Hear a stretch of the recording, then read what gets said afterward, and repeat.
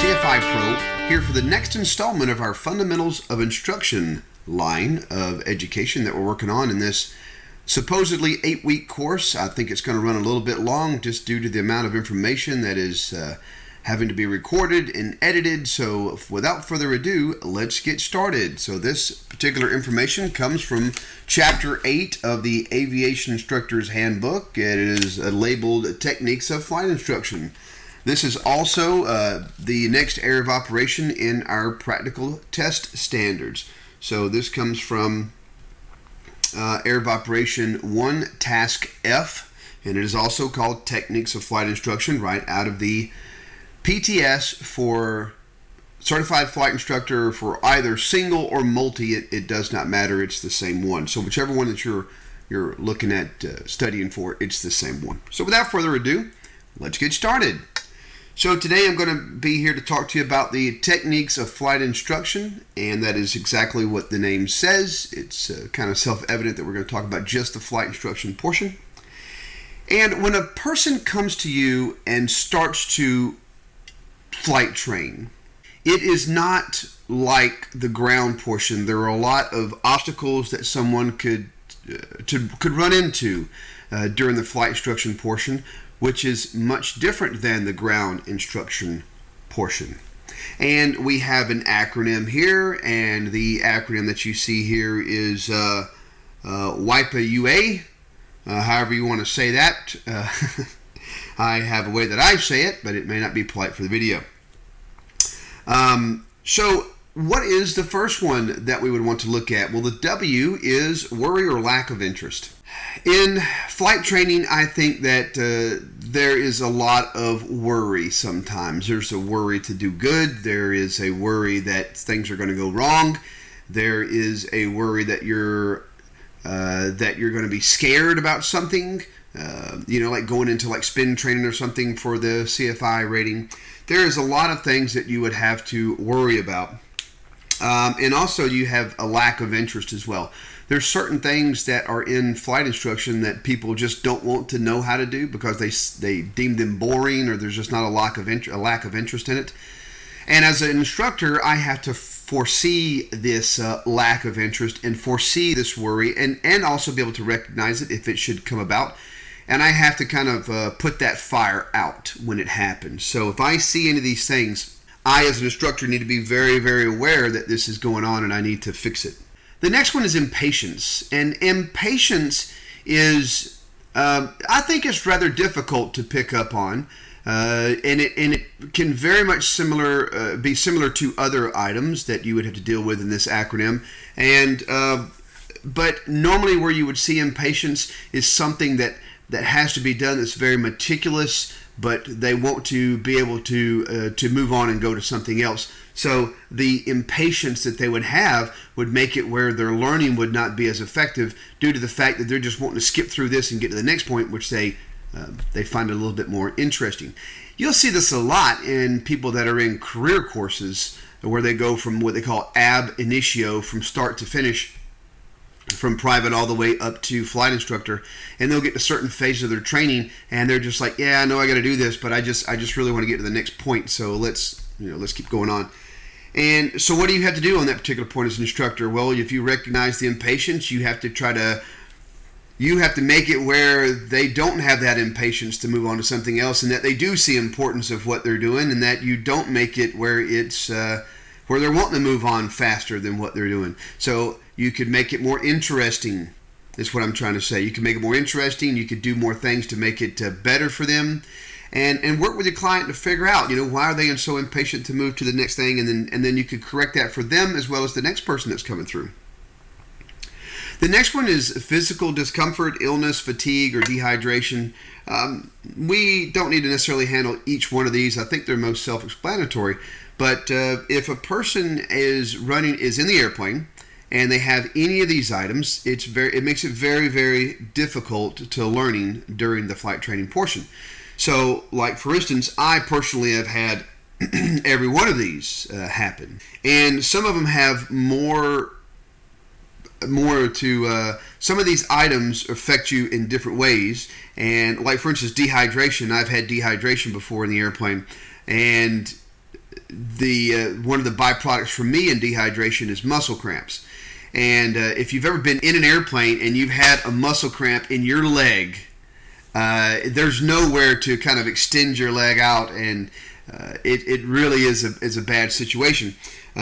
Fatigue is a bad thing. This is really goes well for schools that try to put 10 pounds of stuff in a 5-pound bag. You've heard me say that before, and then they'll just say, okay, we're going to go up and knock out your 3 hours of instrument for private pilot, but we're just going to do it all in one flight. And a person can't handle that. Their brain can't handle 3 hours of hood time, and that's just one way that you could get fatigued. Illness, you don't fly when you're sick. That's part of the I'm safe checklist. So if you're allowing your student to fly while they're sick, then shame on you as an instructor, because you should not only be able to teach them that that's not right, but you should also be monitoring your student to see that they're not sick and that they can't fly with it. And some of these are telltale signs, constantly wiping a nose, or they sound very nasal or something. Physical discomfort can be many different things with physical discomfort. I find that physical discomfort sometimes is due to a physiological thing where the person has to go to the bathroom or something, and they're literally in physical discomfort, and it kind of makes it hard for them to learn. So if you see any of those things as an instructor, you have to kind of put it to rest. Apathy due to inadequate instruction. What's sad about this is that if you are the instructor and you are the one that is having these issues, then we won't know. You won't know that that's the issue, but you have to recognize apathy is what you have to do, and if you see that, then you have to investigate it and find out what's going wrong, because the problem actually could be you. Just like no two students learn alike, no two instructors teach alike, and that makes it somewhat complicated for a student when they see one instructor doing it one way and they see another instructor doing it another way, and they're kind of confused. They're like, why can't I get that level of instruction? And then they'll get this feeling of apathy coming over them. Unfair treatment. Unfair treatment should never be present. If you have a problem with a student, you should probably put them over with another instructor. You should not have any type of unfair treatment going on. And this can go relatively deep. There are people out there who have certain type of phobias for other people. If that's you need to learn to either correct that and know that nowadays society will not tolerate that, or you need to educate yourself further on to whatever the reason you're giving the student unfair treatment, or you should just put them with another instructor. There should never be any reason as to why a student receives unfair treatment from an instructor. That is ridiculous. They are paying you for a service. You're paying someone for a service. There should be no unfair treatment. So where do you see this unfair treatment? In the big schools where there's just not a lot of hey, we will put you with anyone you want to be put with just to make sure that you're happy going through the course. And again, that doesn't always work.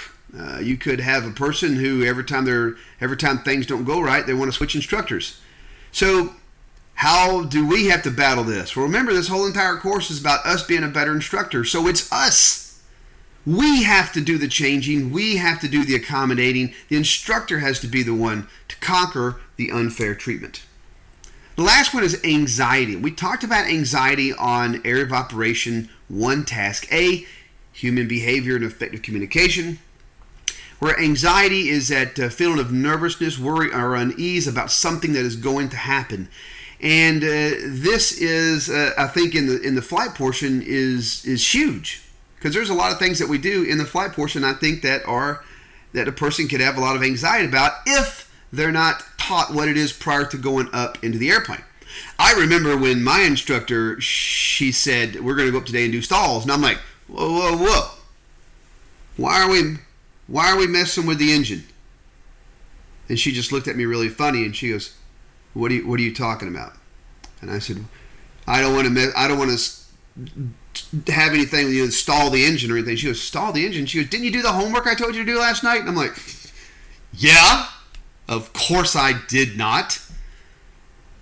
And she said, yeah, we're talking about an aerodynamic stall, not an engine stall.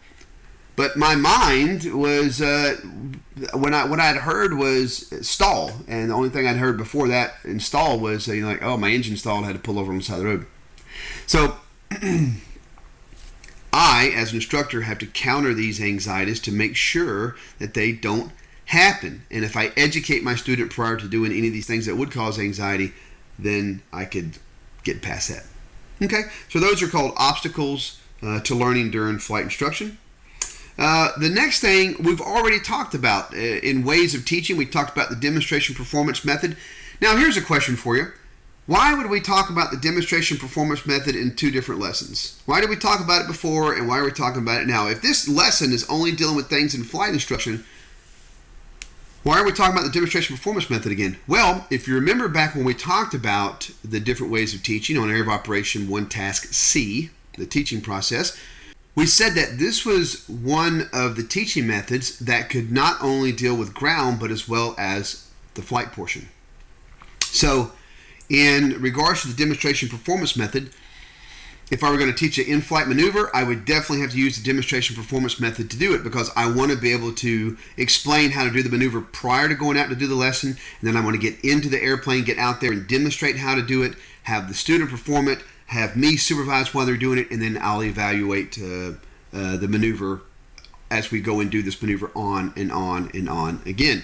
But remember, that can also be used for things like weight and balance, performance charts. It can also be used for things like nav logs, or those are all different ways that you can use a demonstration performance method. So it's a very versatile type training method that you can use, but holistically used, or extensively, should I say, in-flight training geared towards the flight instructor portion.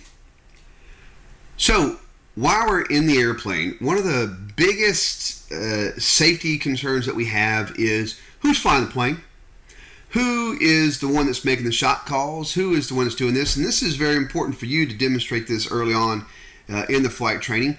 And this is called the positive exchange of flight controls. Now, most of you that are listening to this video have probably heard this in the form of you have the flight controls, I have the flight controls, you have the flight controls. And that's perfectly fine.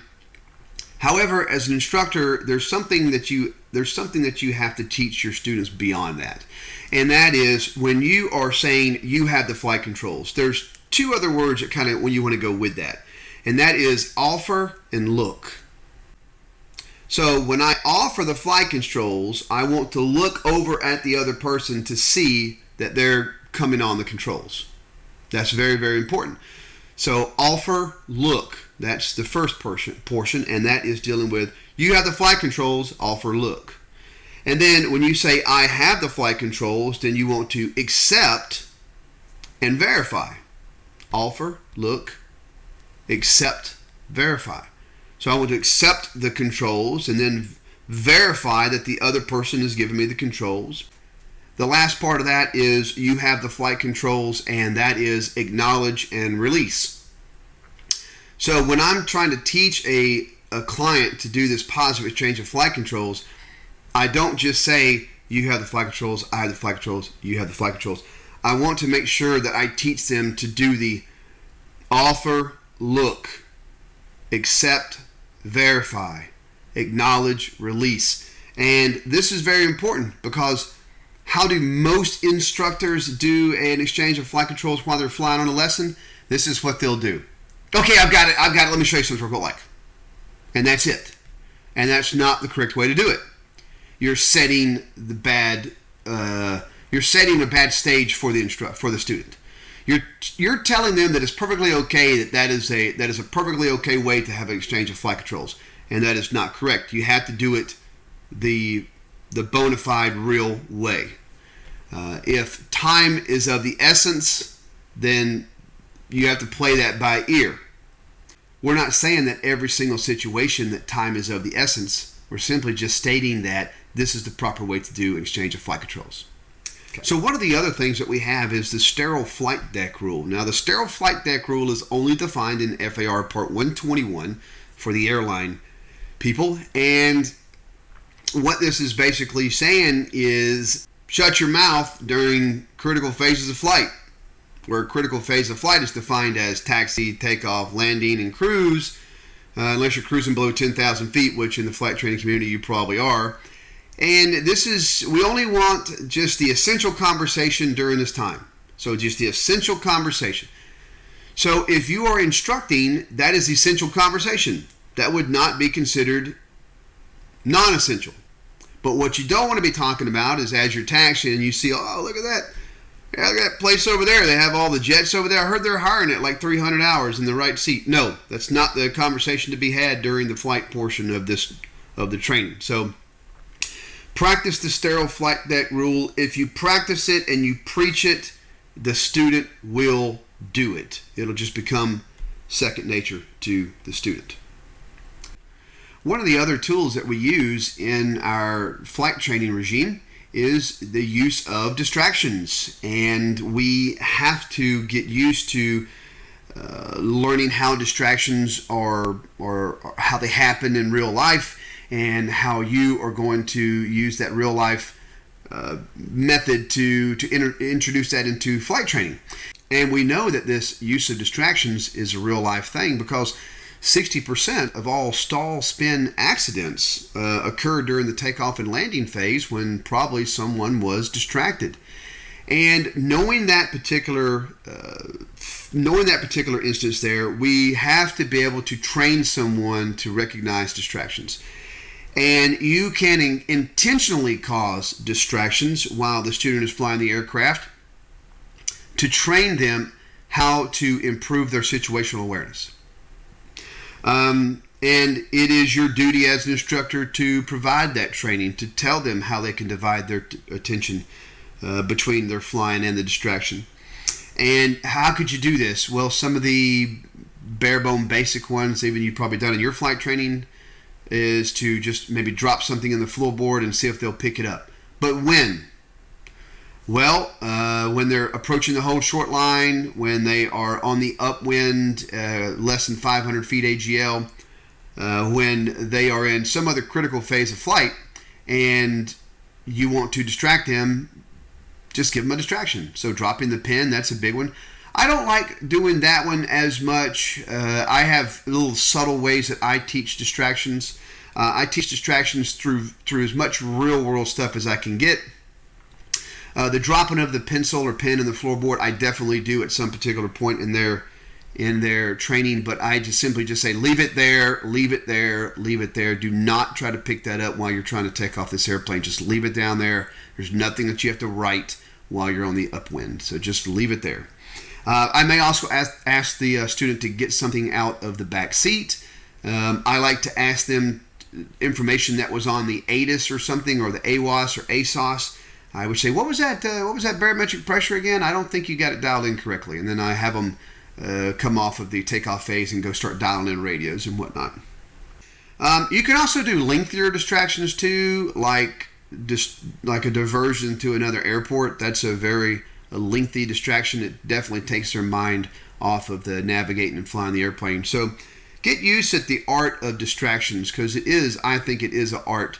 I have a couple of things that I love doing especially if I'm flying with a semi-pro or pro pilot. I have ways of distracting them even. I'll just ask them a very critical question at around 100 feet or 50 feet before they start leveling off, and they'll probably just blow right through their altitude because they're just not used to being asked questions, and they're not used to having people ask them things during that phase of the flight. So their muscle memory is not trained to deal with those type of instances. So just something as simple as well as watch your altitude. That is an excellent distraction. Just watch your heading, watch your altitude. Those are excellent distractions, and you don't have to do anything fancy, and you could really, really mess up someone's flight off those very simple distractions. And it's very important that when we're teaching these distractions that you have to keep the person situational aware. And one way that we teach a person to be situational aware is to constantly look outside. When you're looking outside, and that should be the main time you're flying the airplane, you should be able to fly every single maneuver, except for instrument stuff, by looking outside. You should be able to teach every single maneuver by looking completely outside. Meaning that if I cover up the entire panel, you should still be able to teach steep turns, stalls, slow flight. I didn't say you have to maintain tolerances. I said you have to be able to teach these maneuvers by simply looking outside. So you cannot teach a person to do a steep turn by use of the attitude indicator. That's not the correct way to do it. Now, after the person learns the maneuver, then you can bring them inside the airplane, and this is referred to as integrated flight instruction. And then you can say, okay, look, I know that we've done this maneuver, and I know you know how to do this maneuver, but we're gonna start worrying about the altitude, or the heading, or the airspeed. And so let's bring ourselves back inside the flight deck here, and let's start looking at some of our instrumentation while we're doing this, and it makes our maneuver more precise. And so this is called the integrated flight instruction. So you're using outside visual reference, but you're verifying that visual reference by the inside. But you first have to teach it by looking outside. So to teach a steep turn, you would just tell the person, say, look out there and tell me when you think that airplane's at a 45-degree bank angle. Just bank it until you think it's at 45 degrees. Do you see the nose kind of falling through the horizon? Well, that's because of that loss of vertical component of lift. So as you bank it, go ahead and hold that nose up just a little bit as we're coming around through the horizon. Very easy to teach these maneuvers. You simply just have to have someone tell you how to do it if you've never seen it be done outside. But in essence, every single maneuver can be taught with no reference to the instruments. You just need outside visual reference. So the integrated flight instruction method is that way of performing maneuvers by outside visual reference and reference to the instruments itself. It is a lot safer. It is a proven fact, statistically speaking, that pilots that have an instrument rating are much safer than those who don't have an instrument rating, statistically speaking. And so the cross-check should be taught very early on in the flight training regime. But it doesn't need to be, if you see it like a very first or second lesson, somebody really concentrating hard on the instruments, they probably have a flight sim or something at the house and that's all they know. Well, you got to break them. You got to break them like a wild horse on that stuff. That will not work. You cannot be a private pilot by sole reference to the instruments, unless you're a private pilot with an instrument rating, of course. But that's not now. That's after a while. So in the flight instructor regime, how do we assess a pilot's ability? How do we know that they're doing well on the flight instruction side of things? Well, we have an acronym here, RCWP, and that's the 4 ways that we as flight instructors can make sure that the person is doing what they're supposed to, or the assessing of pilot ability. The very first one is just a review. You're just going to review what they did, and of course this is one of our laws of learning. Can you guess which law of learning that review is? And then we have collaborative assessment. We talked about that. That's your 4 R's. And then we have the written test. So the pre-solo written test, the knowledge test that they would take prior to going to a check ride. Those are all ways that we can assess the pilot's ability for that.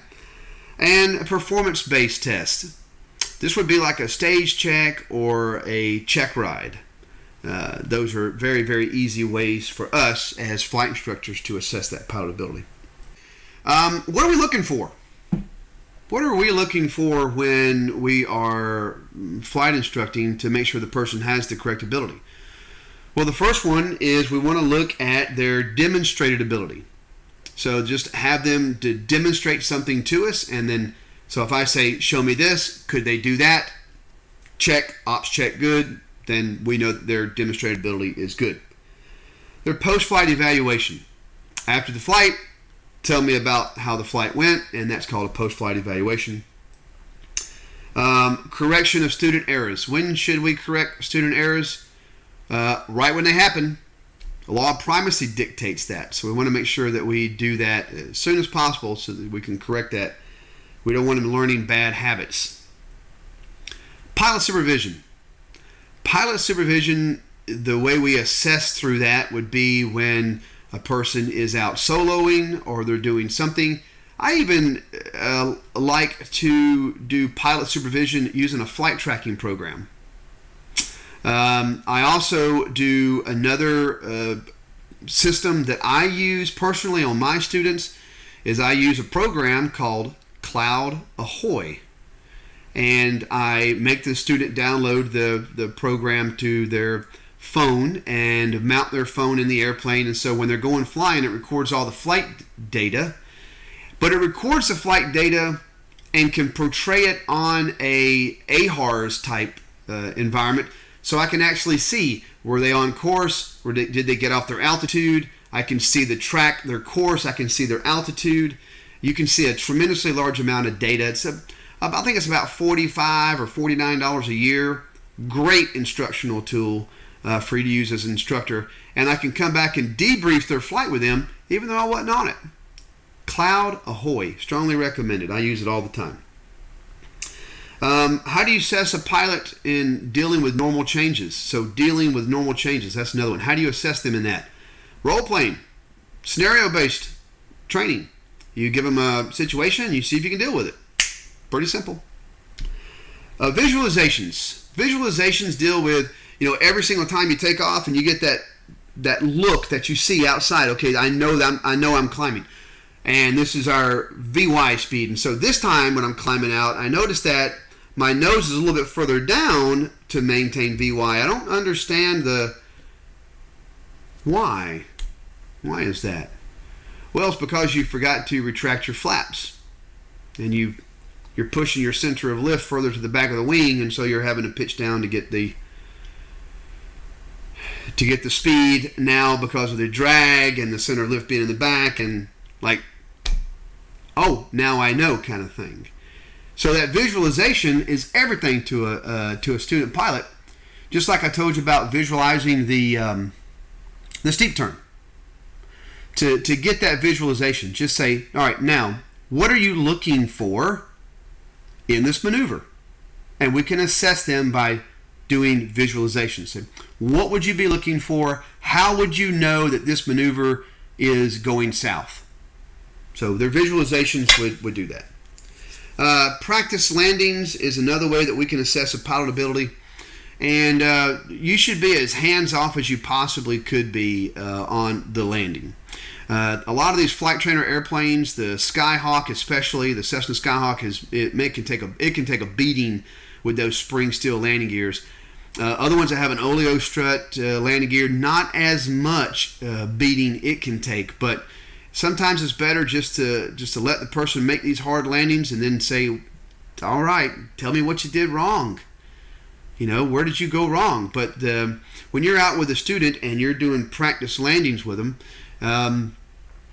I know sometimes that it does make a big difference in a hot environment to do constant touch and goes because you want to stay cool. But just remember that touch and go environment in real world is not real world. That a person's ability to go out and after they get certificated as a pilot and do touch and goes is not as common as just a regular takeoff and a regular landing. So please make sure when you're practicing takeoff and landings or practicing landings that you understand that a touch and go is not the best thing to do.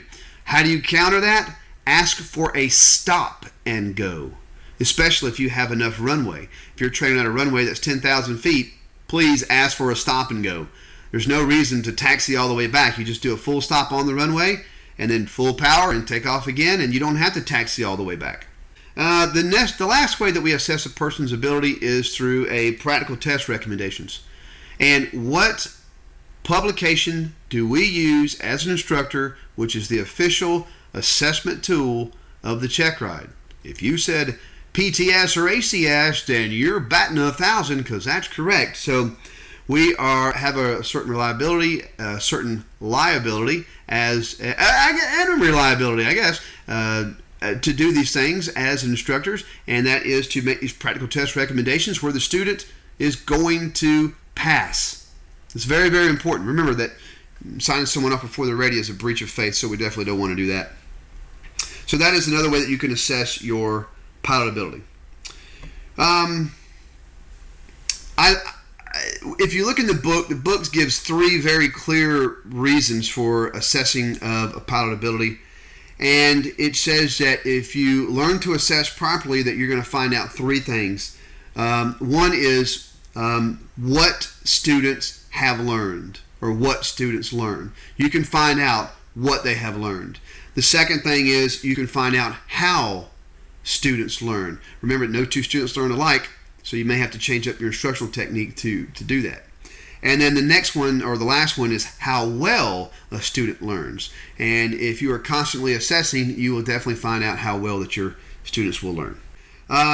So probably one of the bigger assessment items that we have to make as a flight instructor is my student ready to solo?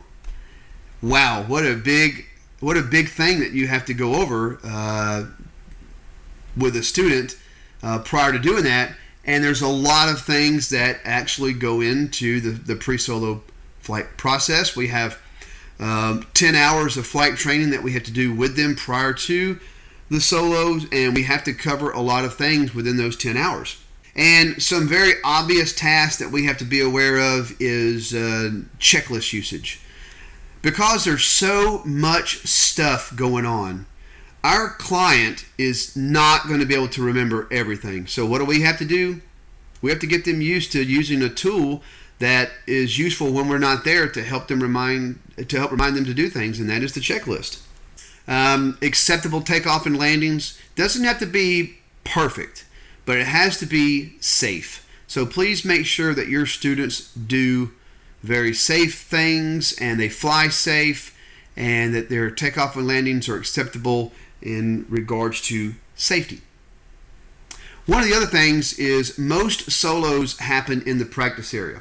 In the traffic pattern. It's not required. There is nothing that says that a student must solo in the traffic pattern. You can actually send them away from the airport if you'd like. It's not conducive to the norm of the industry. But I know several flight instructors who don't do the traditional 3 takeoff and landings to a full stop. They actually send them out to the practice area, and they only have 1 takeoff and 1 landing on their solo.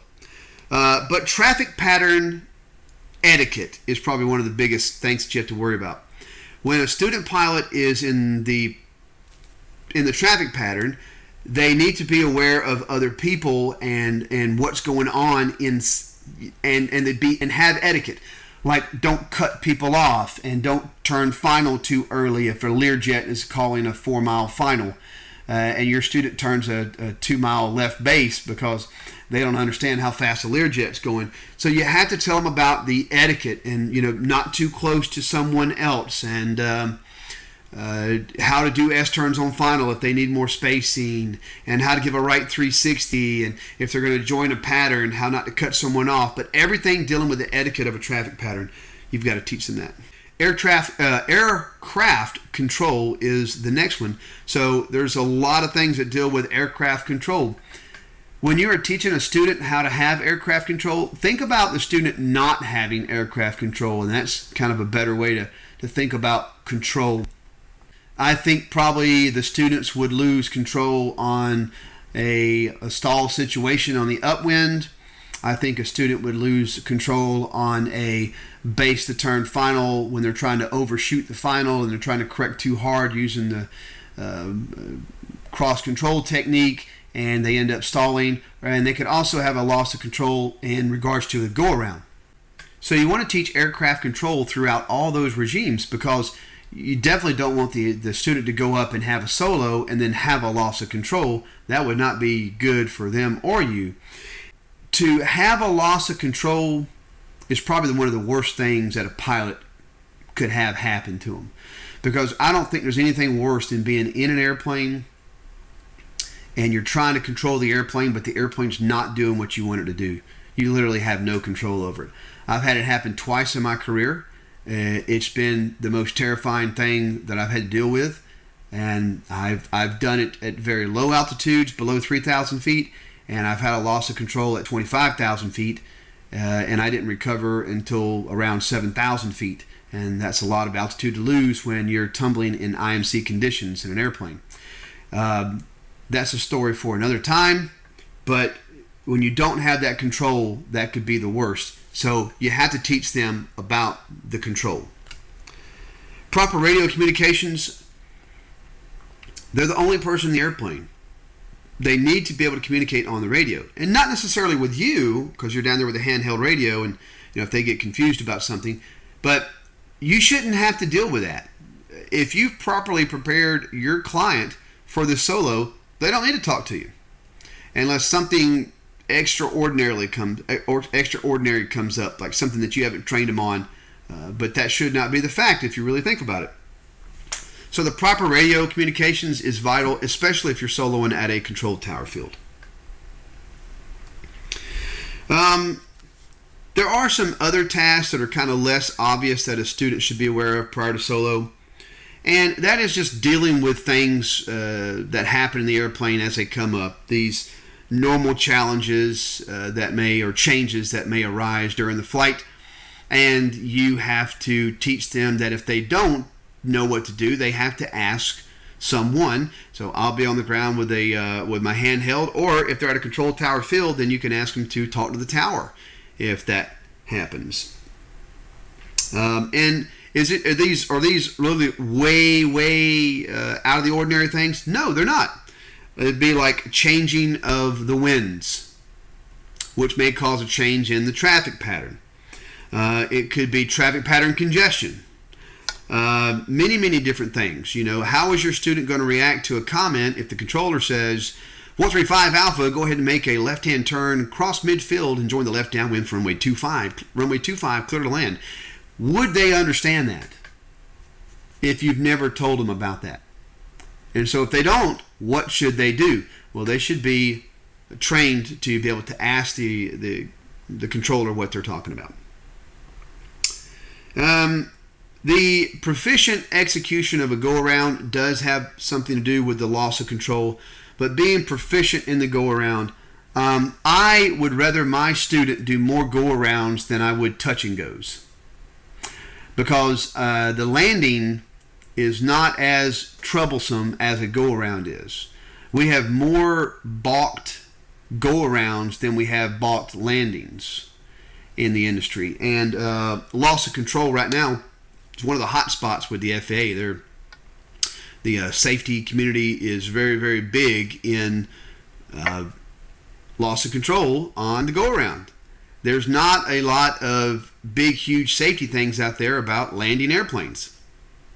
Look for it. You may have some bold method, something, or someone else out there has some, hey, top 5 secrets to land in an airplane or something. But man, if you really go out there and look, there's not like a lot of safety videos on landing airplanes. It's really kind of crazy. So just make sure that you teach them on those things if that becomes necessary. So one of the things also that in flight instruction that we have to teach people is to make the decision to do something. Now with scenario-based training, this will really be the frontline runner for scenario-based training. But what if your student only had one option of something?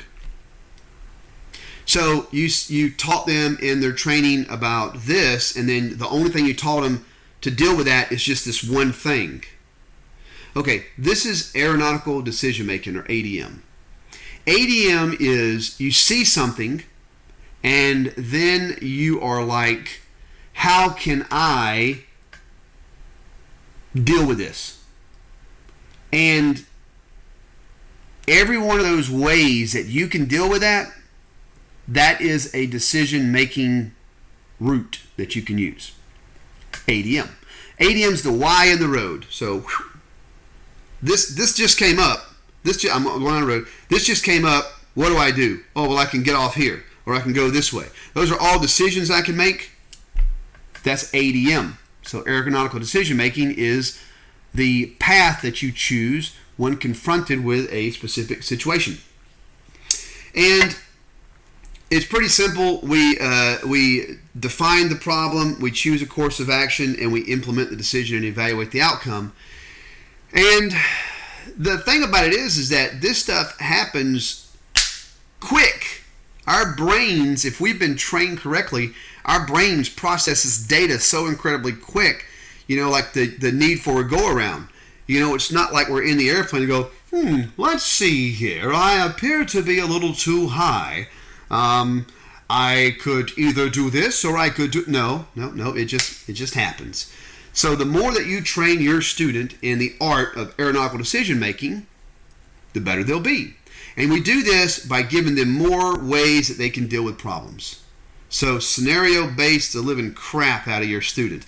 Just scenario-based, every single time give them a different scenario. Don't always fail the engine at a very specific point. Fail it at all different type of points. Fail it in different situations. Fail it with another failure on top of that failure. Many different ways you can do this, but you have to understand as an instructor that you are responsible for building that ADM process, that decision-making process with your student. Early on in training, we tell our students that in order to make these good decisions, that we have to recognize these things referred to as hazardous attitudes. Now, and I'm going to tell you, even when I learned this as a pilot, I remember that when I heard these, I'm like, what a load of crap. How these are relatively simple.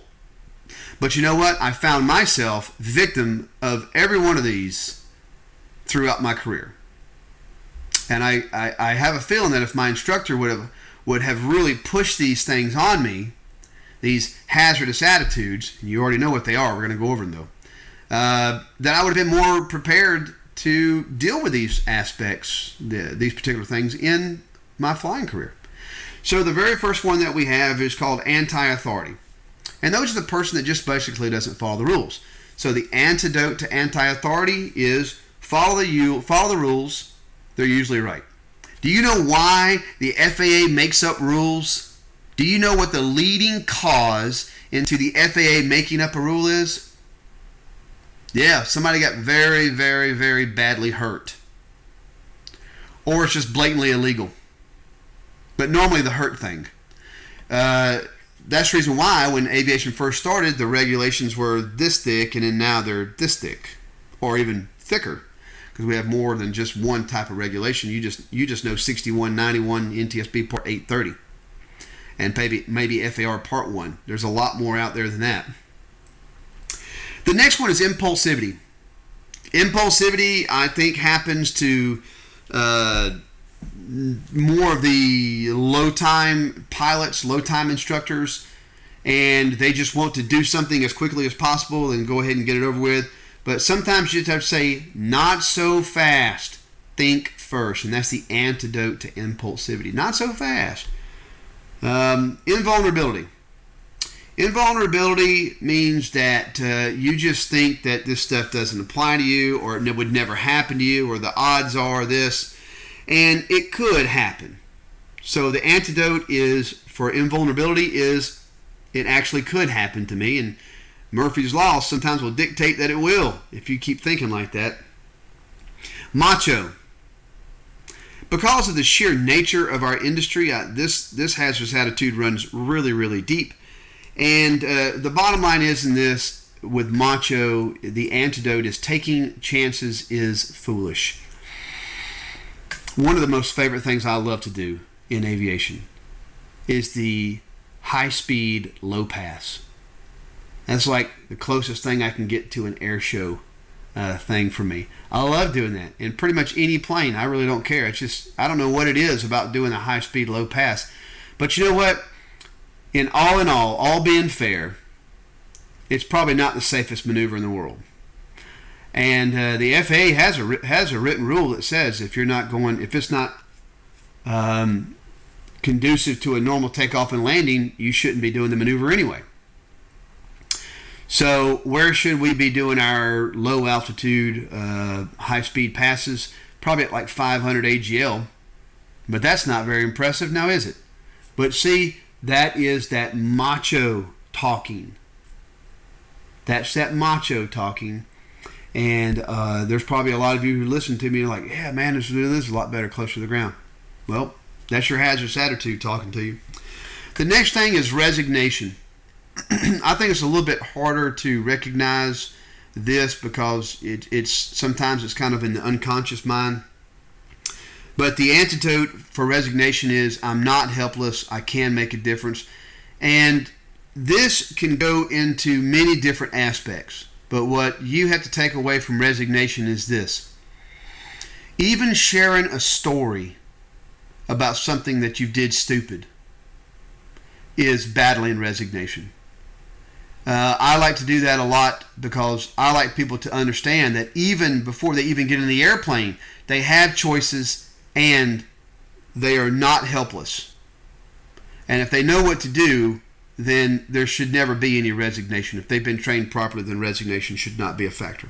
So what are some ways that we can deal with in-flight stress? Well, first off, we have to understand that there are three major forms of stress that we will have in the airplane.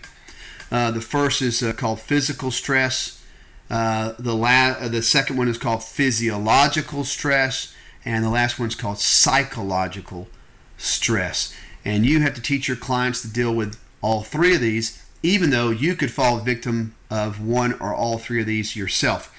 So what is a physical stress? Well, physical stress is things like the outside air temperature, the outside air humidity, noise, vibrations, lack of oxygen. These are all considered physical stressors, and you have to be aware of these as an instructor, and you have to counter them when they arise. So you have to make sure that you don't put your student in that situation in which they had that physical stress due to those. So identify them and handle those stressors prior to them affecting your client. The next one is physiological. Physiological, we talked about this back in Area of Operation 1 Task A. It's things like fatigue, lack of physical fitness or lack of sleep, missed meals, illness, anything dealing with the biological aspect of the body is all referred to as your physiological stressors. Again, your responsibility as an instructor to battle these. So if you're able to battle these and confront those and help your student confront these things, shouldn't be a problem. The last one is psychological. And I wouldn't say that psychological is the worst one. I'm just saying that it just happens to be the last of the list. But if you think about it, like a psychological stressor, what are we talking about on a psychological stressor? I'll give you an example. I owned a flight school for many, many years, and I had an instructor come to me one time, and he was just crying, just a lot of big crocodile tears, and he said, my father just passed away in North Carolina, and I need to borrow one of the airplanes to go to my dad's side. And I'm like, no, you're not. I will fly you up there, but you're not flying yourself. You're not psychologically ready to fly this airplane.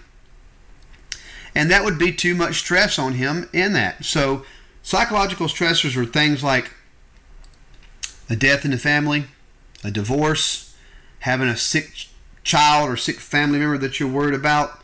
Maybe you got like a demotion at work. But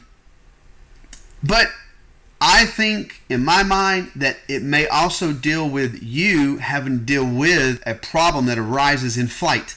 And I think that can be extremely psychological, especially to the flight instructor as well as the student. So you have to deal with those things as an instructor to make sure they don't have that. And they're pretty easy to deal with. You have to be able to manage resources. You as an instructor have to manage your resources, but you have to tell your student how to manage their resources. In aviation, we say we have internal resources and external resources. Now, there are a tremendously large amount of internal resources, but we can narrow them down to the top three. The top three internal resources are things like your ingenuity, your knowledge, and your skills. There are a lot more that are listed in this book as far as internal resources, and I'll let you turn to the page and do your own research, but I want you to kind of focus on those top three: your ingenuity, your knowledge, and your skill. Those are the top three internal resources that you could use. If you can hone all three of those skills, you'll always have good quality internal resources. Then we also have our external resources. External resources are things like air traffic control, a flight service person. And it can also be our navigation equipment as well, something that we're receiving information from an external source. And those are all different ways that we have the information to make the correct decision. So these resources are vital to us making the correct decision. Lastly is the ability to be able to make these decisions and factors that could affect decision making. I think that if you do concentrate more on the facts that on the things that do affect that, that you'll be able to battle these things a lot more clearly. And I think probably the biggest one we have to deal with most of the time is workload management. The reason for is because during a low time of workload, we have the time and the ability to research these things and to look at them and weigh it. But if our workload is incredibly high, or if it's high, then our ability to have that decision-making process is going to be incredibly low. So we have to teach our students as instructors to prepare for these high workload times. What are these high workload times? Well, let's say that a person is coming into land or taking off. Those are incredibly high workload times. If the person's not able to get done what they need to get done prior to getting into that environment, you just need to do a 180, fly back out away from the airport, do another 180, and then come back in and see if they can get everything done in the interim. Otherwise, their decision-making skills are going to drop off the crap because they don't have the time to think about how to do it because they're so far behind anyway. I used to joke around with my students and say, give a cut down to them about how far they were behind the airplane. I'd go, man, you're so far behind the airplane now. If you ever did have an accident, you'd have to walk up to the scene of the crash because you were way behind this airplane.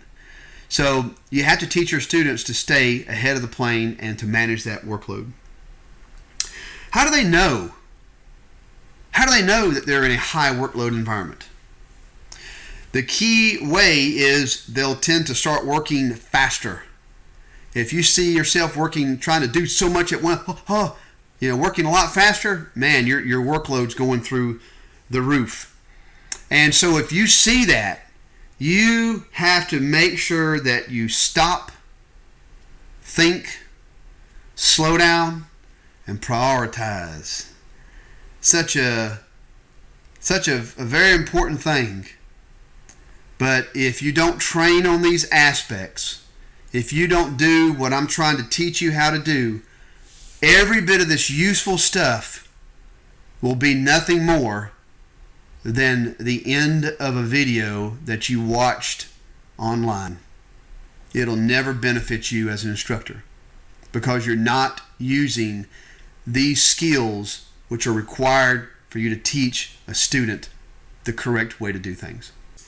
I really appreciate you joining me today on this. And if you joined me from the first part of this program, I'm going to tell you, I thought this was going to be an easy thing. I know that when you're doing some type of venture like this, that you should probably prepare it out. But I really thought to myself that I would be able to take this 8-week CFI program and just put it together very quickly, because I'm telling you, in the classroom, I'm a beast. But when it comes to this video editing and recording, and it's rough. So thank you for staying with me. I greatly appreciate you. And I'm going to be posting the other video today as well. So we'll be finished with the FOIs today, and then tomorrow we go into the regulations. Thank you so much for joining me and being a loyal patron. I really do appreciate it. Hopefully that you see the value in this information, and you will be able to pass that along to your clients as well. For CFI Pro, I'm Todd Shellnut. Bye-bye.